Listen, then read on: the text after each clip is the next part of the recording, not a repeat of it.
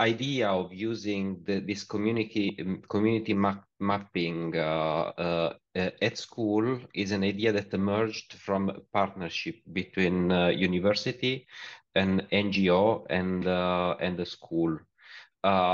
We worked together to develop some learning activities based on the idea that doing place-based learning, in the sense of engaging in some activities that are kind of situated in the cultural humus, so to say, of the local community, could help the students to foster especially civic competences.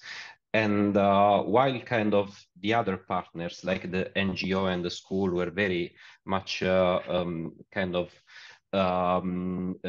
interested mainly in kind of how they could use this kind of tool. And I will explain in a few minutes what we mean with this community mapping.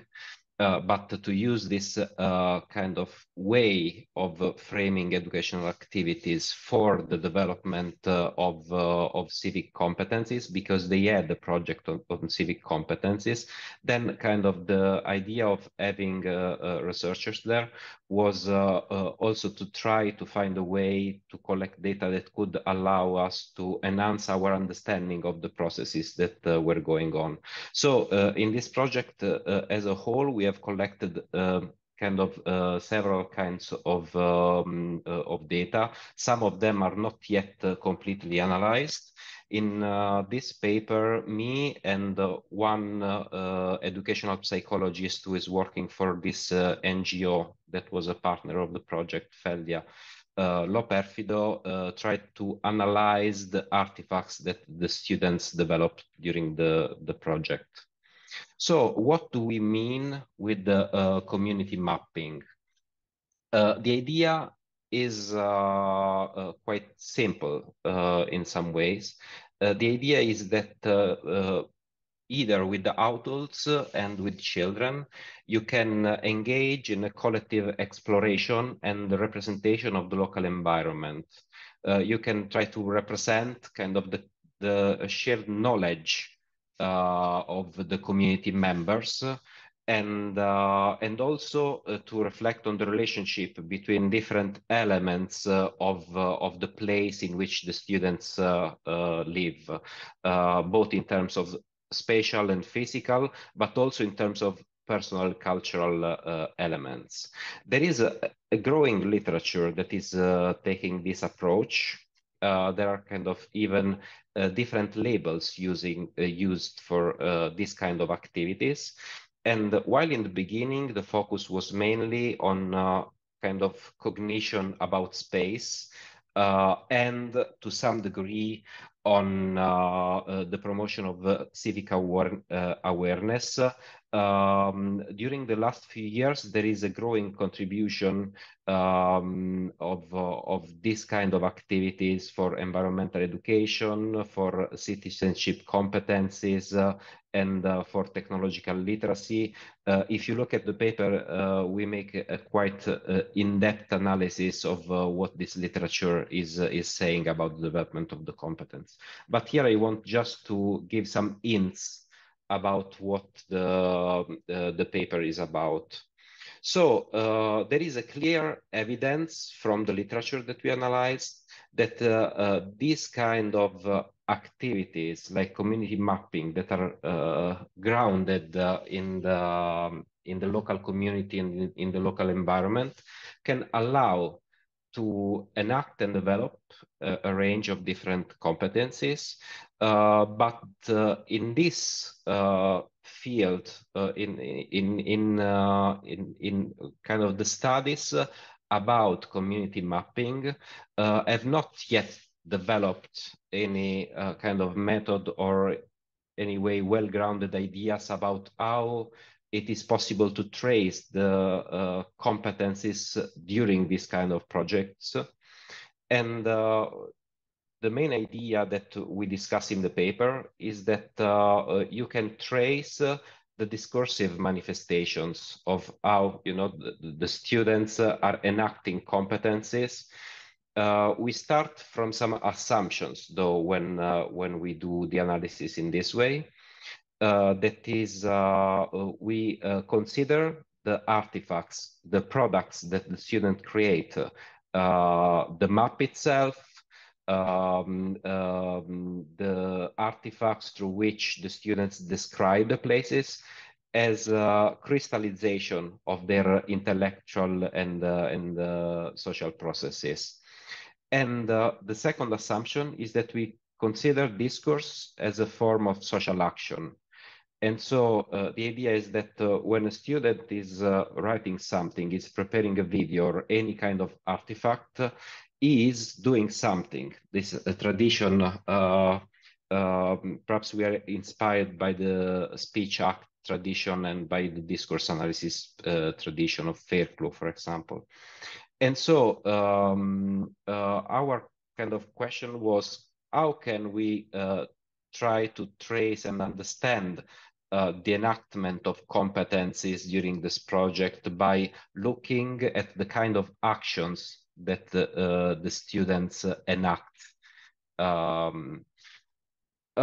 We had a very huge amount of data. We had 400 students working in 2 different schools at this project.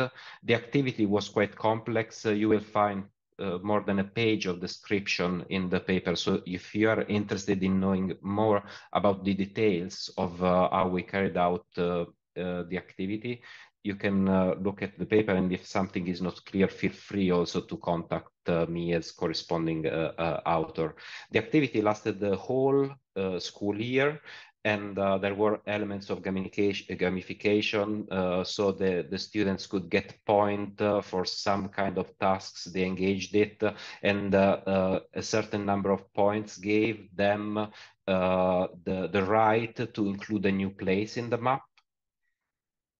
And the important thing is that the teacher focused very much on civic competencies, and so the task was very much about what are the rights and duties that are associated to different places that are important for the students in their own kind of social and physical environment. So we started the data analysis with an exploration with one researcher and my co-author, who was kind of the project coordinator. But we felt the need also to engage in discussions about the data with the teachers and the educators. So we had this dialogic way of approaching the data analysis.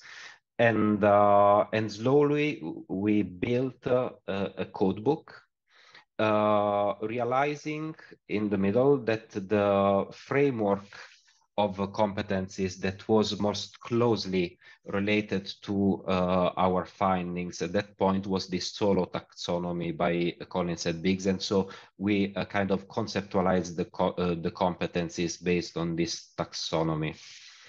For those of you who know the Biggs taxonomy, you will immediately see that there is a quite strict kind of connection between the discursive actions that that we found and the kind of the description of the competencies that these authors make.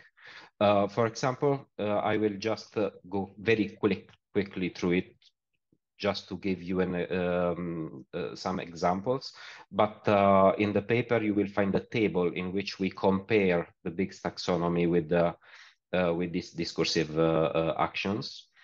Some of the students were mainly actually trying to accomplish the task, to respect kind of the formal requirements communicated by the teachers. They were doing exactly what the teacher said, naming places, adding a picture, or adding a simple sentence to express a single meaning associated to the place. We had other artifacts that were basically trying to combine ideas to narrate stories or to describe places and the right and uses associated with them.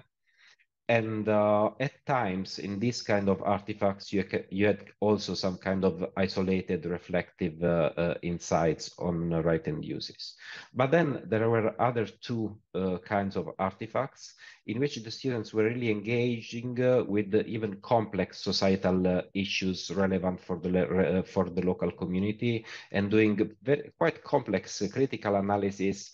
You will see some good examples described in detail within the paper, in which they make a critical analysis even of policies at the local level, and how they are associated to their rights to experience their places in a certain way, or to the duties that are not usually respected in some places.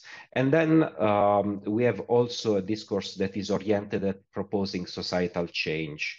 So suggesting improvements that could allow to enhance the satisfaction for some expected rights, or that could improve the way in which civic duties are enacted in that chosen place. So kind of we found that looking at discursive actions could allow also to infer the kind of competencies that are in place during that task.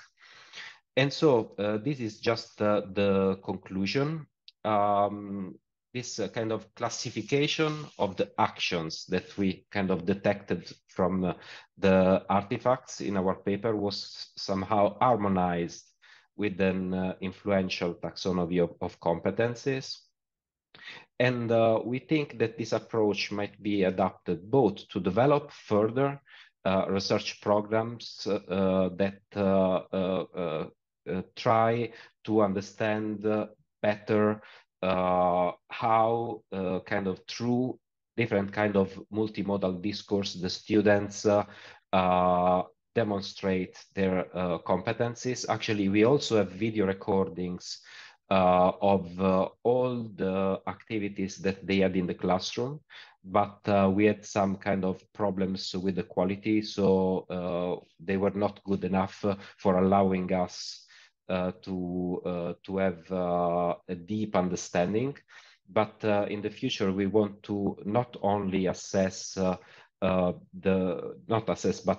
categorize the artifacts, but also to understand the more kind of interactive part of the projects. And this could, probably it's not yet a ready-made toolkit, but we think that this approach can provide teachers some ideas to understand the kind of activities that their students are engaging in, and what type of competencies are at stake during those activities. So thank you for organizing this. If you want, just feel free to contact me if you have questions later, or if you want to ask something now. Thank you. Well, I found your study very interesting. I just wondering when there are some interventions to foster civic engagement and civic interventions, it comes up the problem of Slack activism, the activism of SOFA, in which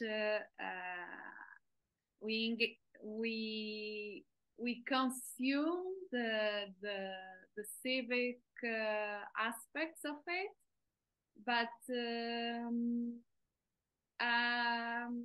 the interventions that we have do not really are strong enough just to make it feel better about ourselves. I was just wondering about your perspective on that, and have you managed, or it's something for future work to think about it?